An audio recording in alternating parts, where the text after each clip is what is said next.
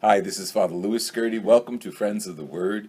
Today we are here at St. Joseph's Retreat House in Manteloking, New Jersey, run by the Maestro P. Filippini, the Teaching Order of Sisters Filippini. And I have two very dear friends next to me, Sister Dolores Bianchi, who I knew when I was a member of Holy Rosary in Jersey. She did not teach me, because she would be 1,000 years old if she did.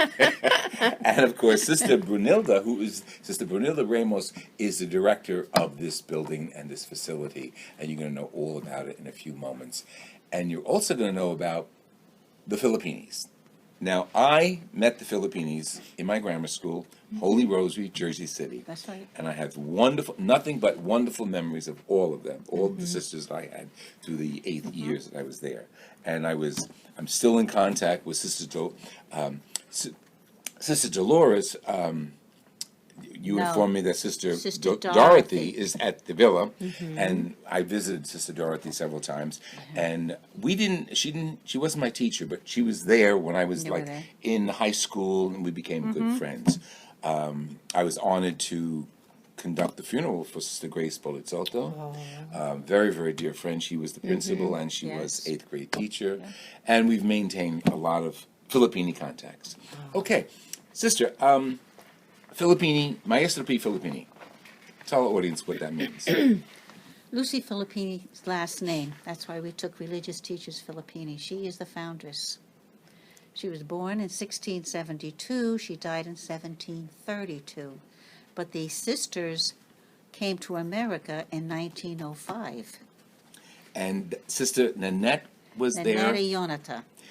Her face was all over Holy Rosary School. That's right. Yes. In the office, in the hall. She was like una santa. That was the first Filippini that came over, but it was in Italian. Remember, all the parishes were Italian, so we were Italian. Right. So therefore, she went ahead, and she became our general. That's great. And Sister, when did you join the order? I entered in 1960. I was 12 years old. God bless you. And I'm still here, as you can see. Yes, that's great. Did you also teach? Yes, I taught for 25 years in the grammar school. And then I moved on into becoming a substance abuse and prevention specialist for drugs and alcohol. And I stayed in that field for 20 years. And then God took me on another journey, and He brought me here. Wow. And I've been here now for 11 years. And you were here through Sandy. Through Sandy, yes. We'll talk about that later. Oh, but yes. You put this building together. Yes, we did by the grace of God. Absolutely. And Sister, you were here during that period. Yes. Of recovery and That's rehabilitation. Right. That's great. What kind of ministries have you had, Sister? I began teaching, quote, normal children in grammar school. Okay. I went on to special education. I was the director of a school for special ed. I became certified prevention specialist. I had to learn all about the drugs and all this to teach the kids. Yes. And then from there, I was the head of a program. And then I don't know what happened to me after that. Then she became superior. Oh, wait a minute. I became superior in Villa Walsh. That's right. You blanked that out. I did. You mentioned Villa Walsh. Let's talk about Villa Walsh. Why the name, how the name, location? I mean, because I want our audience to know all about the Filipinos as much as we can tell them When in our Mother interviews. Nanetta came over, she wanted to meet the bishop, and that was Archbishop Walsh. Okay. And of course, she had no money, so she went to say, where could we stay? Do you have a place for us? And he gave her $100. And he Excuse me, have, did she speak English? No, Italian. Did he speak Italian? I guess Or he they had a did. translator? Yeah, they must have. Okay, He must have. okay, at that sorry. She time. only knew Italian when she came over. Okay. And then they needed a place to live. And James Cox Brady had the mansion, and he helped us get that beautiful Villa Walsh. And we named it after Archbishop Walsh. Oh, isn't that amazing? Because he was instrumental in giving us a home And it's a and starting it beautiful off. complex. Yeah, it is. What is on that campus, I want to say, besides the Originally, mother it only house? had one building, and that was the mansion. And if you notice when you go up, the mansion now is adjoined to a chapel. Right. The chapel is adjoining 3 other buildings.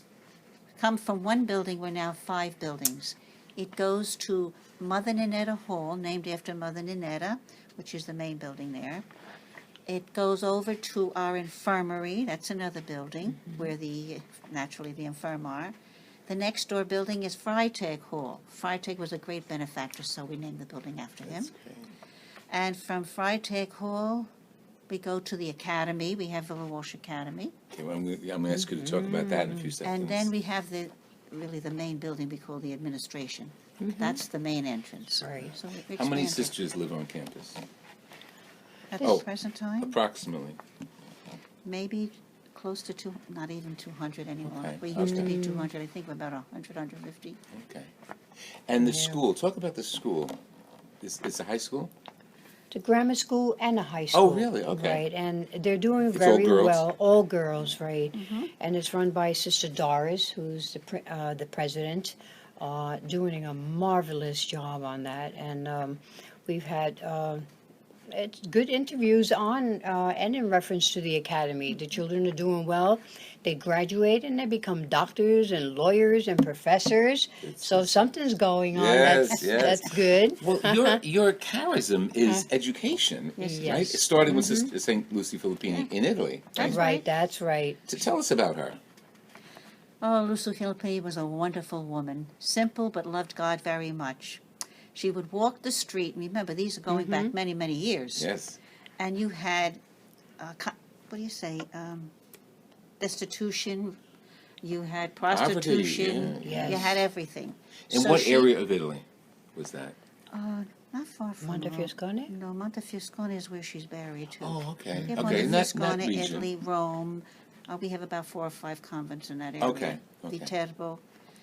She went after the ladies and taught them that they were valuable because remember, the men looked down at the ladies at that time. Oh, women of the street. Yes, right. that's right. So they had no use for the women. Yeah, yeah, yeah. They misused the women. So she took the women in and she taught them they had purpose and they had value. And before you know it, they took all these ribbons and big bouquets and beautiful dresses off and became simple housewives. She taught them how to become housewives. She taught them how to become mothers. And then she opened it up to young girls. And then the fellas, naturally, they were up on the rooftops all the time wanting to know, what in the world is she talking about down there? Right, But right. but they listened carefully, and they too began to change because they had to have respect for the women. Yeah, yeah. And even our Pope, the United Nations, and popular topics and political locations throughout the world, sex trafficking is still Yes, going on. on the front burner. And she was fighting that Pen. in the 18th century. Yes, that's right. Wow, amazing. Did she start any schools there? Yes, she did. Okay. She was in Montefiascone. She started a small school, but then the school spread through Viterbo and then up to Rome. She started the education for girls. Wow. That's how it began. And then, yes, we have many schools. That's Now we're in all over the world because Lucy Filippini said that she would like to go to every corner of the world to love God. The United States, Brazil, South America, Ethiopia, Eritrea, India. India. Yeah. Because when Sister Dorothy was on the General Council, part of her ministry took her to India, and Right. she brought me back these did she? beautiful hand-painted leaves with beautiful, beautiful Indian Yeah. symbols. Right. Just gorgeous. And we're buddies. We're good buddies for a long time.